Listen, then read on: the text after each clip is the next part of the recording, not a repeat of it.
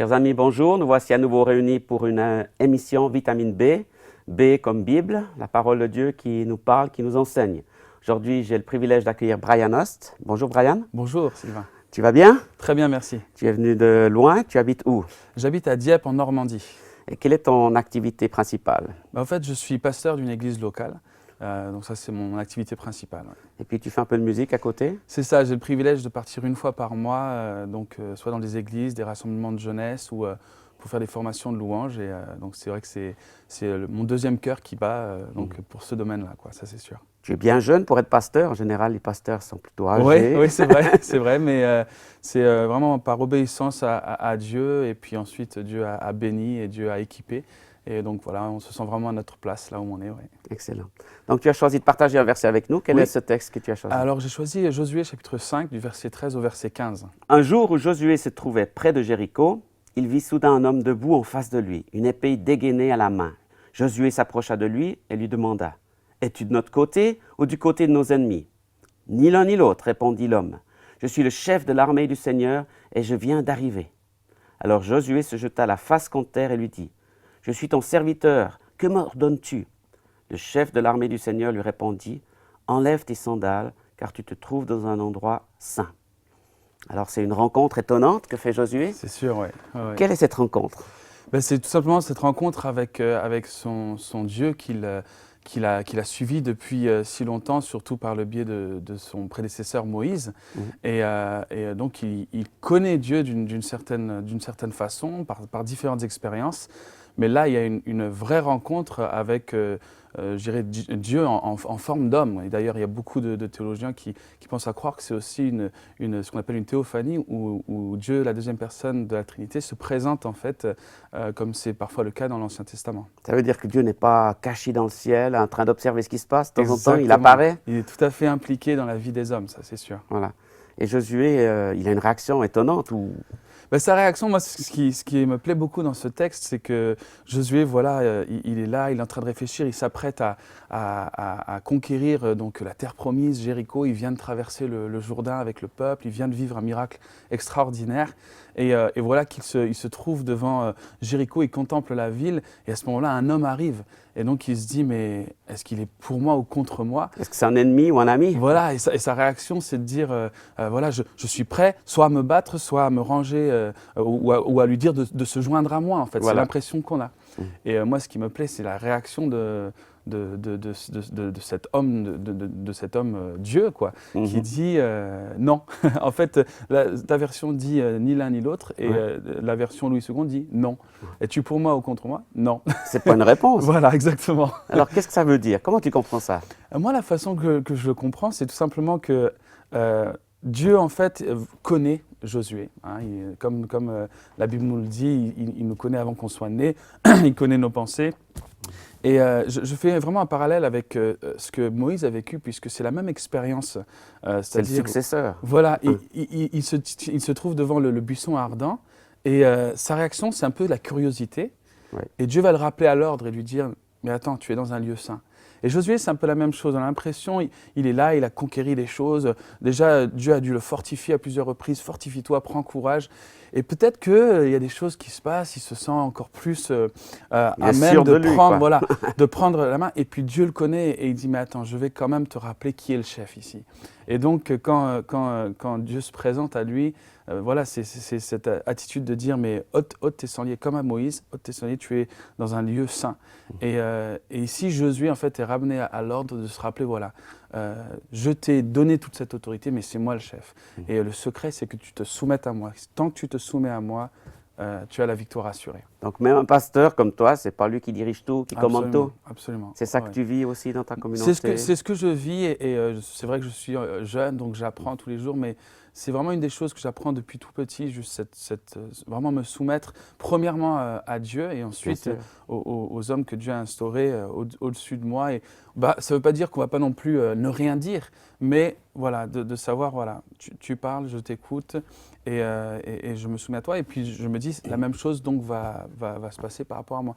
Mais tant qu'on reste soumis à Dieu, moi c'est ça qui me touche surtout. Tant qu'on est dans cette marche avec Dieu où on sait que c'est lui le chef, c'est lui qui nous dirige, je pense que ça peut vraiment nous éviter beaucoup de problèmes. Mais certains spectateurs pourraient dire, mais en fait, c'est un petit peu du contrôle, Dieu nous contrôle, nous laisse pas libres. Comment tu le conçois?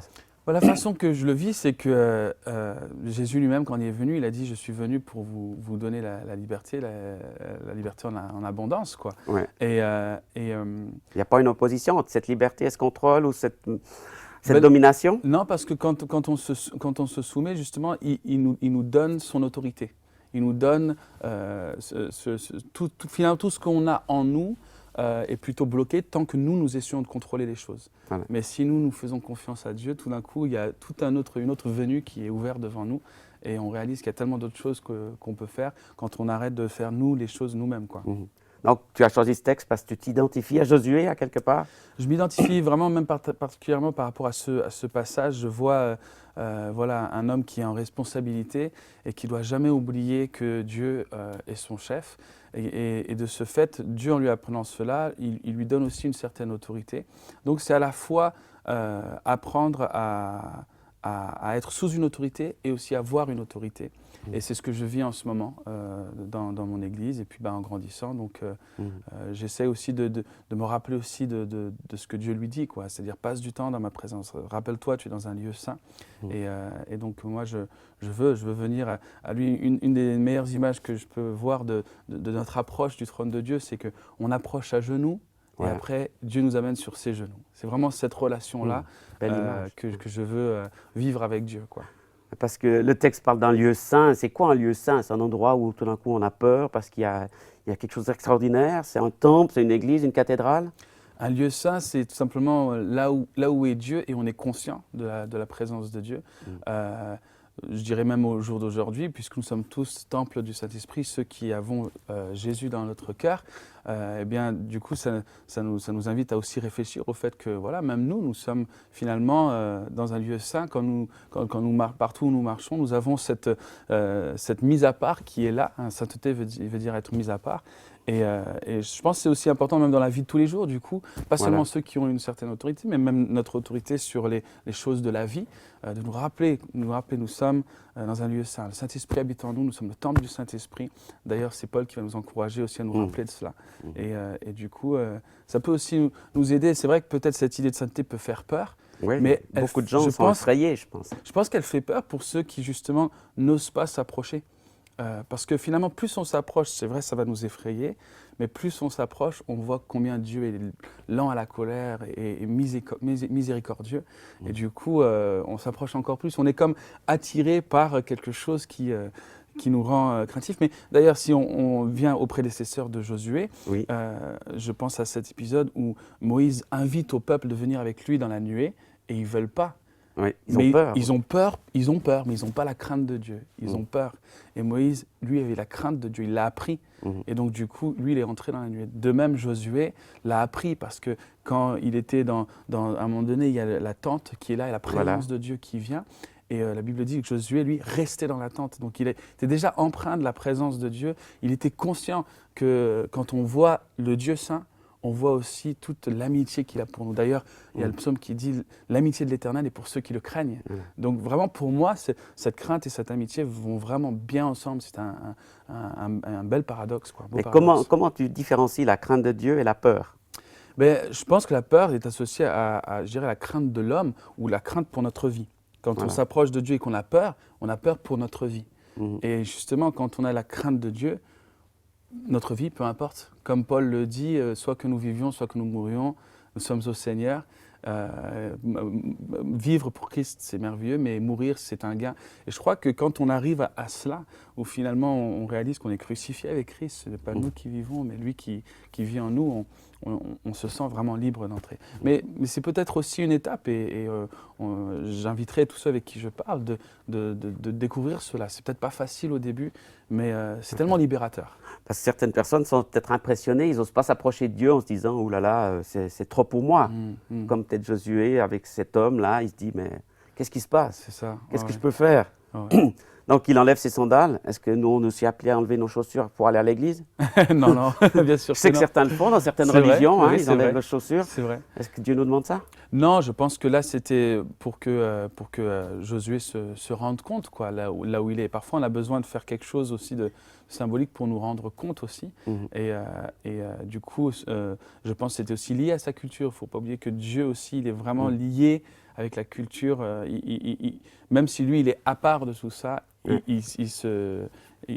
bon, avec le peuple, il a vraiment parlé sur beaucoup de choses, sur comment faire les lois et tout ça. Mais il y avait déjà une certaine culture qui était là. Et je pense que c'était peut-être une culture de sainteté déjà inscrite dans le peuple d'Israël, quoi. Alors, comment aujourd'hui, au XXIe siècle, on révère Dieu ou on reconnaît Dieu dans notre culture? Moi, je dirais c'est en lui obéissant et en l'aimant. Lorsque nous lisons sa parole et que sa parole nous parle, elle est vivante, hein, et quand on la voit, tout d'un coup, on aime lui dire aussi, ok Seigneur, je veux mettre ça en pratique, et au fur et à mesure, notre cœur aussi s'ouvre à tout ce que Dieu est. Je pense que c'est ce temps qu'on prend avec lui aussi dans la prière, et quand on le loue, on l'adore. C'est exactement finalement ce que fait Josué quand il enlève ses souliers. Il se prosterne aussi, c'est cet acte d'adoration. Et je pense qu'un chrétien qui met ces choses en pratique là découvre peu à peu ce lien entre, comme je le disais tout à l'heure, l'amitié et la crainte de Dieu. Donc, ce n'est pas lié à un acte religieux. Je pense que certains de nos spectateurs, nos amis, pensent qu'aller au culte, à la messe, ça va les sanctifier ou les régénérer ou leur donner cette part religieuse dans leur vie. Est-ce que c'est suffisant ou pas? Non, moi je dirais que c'est vraiment un style de vie. Comme justement je disais, le Saint-Esprit habite en nous. Donc, il n'y a plus besoin d'aller au culte. Alors, il est bon d'aller au culte pour vivre la communion ensemble, Voilà. et partager ensemble des choses. Et puis même, il y a une force aussi quand on se rassemble. Dieu aussi prend plaisir de voir ses enfants rassemblés. Mais effectivement, on peut vivre aussi des choses très fortes. Et d'ailleurs, si on vit des choses personnellement, obligatoirement, on va vouloir aussi partager les choses. Parce que c'est un peu ce concept comme Jésus qui aimait tellement Dieu. Le commandement qu'il donne, c'est aime Dieu de tout ton cœur, mais aime ton prochain comme toi-même. Et donc les deux sont liés. Et on sera obligatoirement porté aussi à vivre des choses en communauté. Parce que toi, en tant que pasteur, les gens peuvent dire, mais il travaille juste pour le culte. Et puis les gens le voient, et bien le reste du temps, il n'a rien d'autre à faire. Je travaille une fois par semaine, Ouais, c'est ça. C'est ce que j'entends. C'est ton occupation principale. Mais pourtant, ce n'est pas ça que tu nous transmets. Non, c'est vraiment au jour le jour et selon chaque expérience. Moi, Donc, c'est tu es vrai pasteur que tous les jours. obligatoirement en tant que pasteur, en plus on peut parfois être dans une certaine bulle, mais c'est vrai que moi j'ai aussi beaucoup à cœur d'aller vers ceux qui ne connaissent pas Dieu. D'ailleurs, c'est un peu ce que j'essaye de faire au niveau du ministère de la musique. J'aime beaucoup justement aller vers des endroits où peut-être je sais qu'il y aura aussi des non-chrétiens, ça me réjouit. C'est-à-dire quand je dis non-chrétiens, des personnes qui n'ont pas vraiment une relation avec Jésus, qui ont pris conscience de ce que ça veut dire.